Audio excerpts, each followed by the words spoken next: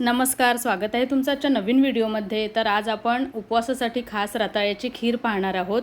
तर त्यासाठी इथे रताळी घेतलेली आहेत, अर्धी वाटी भिजवलेले साबुदाणे आहेत, 2-3 तास भिजवून घेतले होते, तूप, वेलची, जायफळ पूड, काजू बदामाचे काप आणि जितकं गोड हवं आहे तितकं साखर आणि अर्धा लिटर दूध गरम करून घेतलेलं आहे। तर आता सर्वात आधी आपल्याला ही रताळी सोलून आणि किसून घ्यायची आहेत।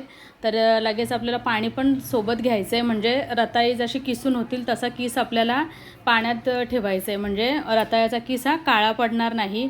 तर पूर्ण सर्व मी 1 ते 1.5 रताळा हा किसून घेतलेला आहे आणि जसं होईल तसं पाण्यात किस ठेवलेला आहे।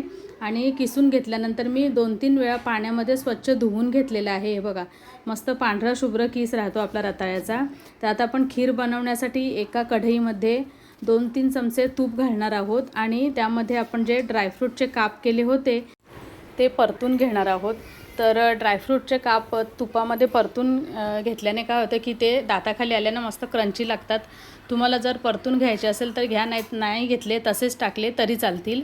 तर आता सगळे काप मी परतल्यानंतर काढून घेतले आणि त्याच तुपामध्ये, त्याच कढईमध्ये मी स्वच्छ पिळून घेतलेला हा किस घातला रताळ्याचा। तर पूर्ण पिळून घ्यायचं आहे, पाणी काढून घ्यायचं आहे आणि रताळा शिजायला काही जास्त वेळ नाही लागत।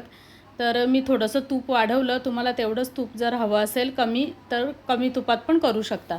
मस्त 3-4 मिनटं परतून घेतली आणि इथे नंतर मी भिजवलेले साबुदाणे घातले। साबुदाण्याचं प्रमाण कमी जास्त करू शकता तुम्हाला जेवढं हवं आहे तेवढं। आणि साबुदाण्यांसोबत पण मी 2-3 मिनटं परतून घेतलं सगळं किस आणि साबुदाणे। नंतर त्यामध्ये मी गरम केलेलं दूध घातलं। तर इथे अर्धा लिटर दूध मी घेतलं, तुम्हाला जर अजून पातळ वगैरे खीर हवी असेल तर तुम्ही दूध जास्त ॲड केलं तरी चालेल। तर आता मस्त उकळी आली आहे खिरीला आणि आपल्याला आता झाकण ठेवायचं आहे। तर झाकण हे पूर्ण नाही ठेवायचं, मी कसं ठेवलं तुम्ही बघू शकता।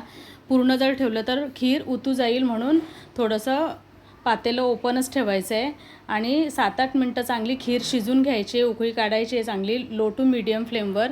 आवडेल तेवढी साखर घालायची, वेलची जायफळ पूड घालायची आणि तुपावर परतलेले काजू बदामचे काप घालायचे आणि पुन्हा आपल्याला 2-3 मिनटं चांगली उकळी काढून घ्यायची आहे।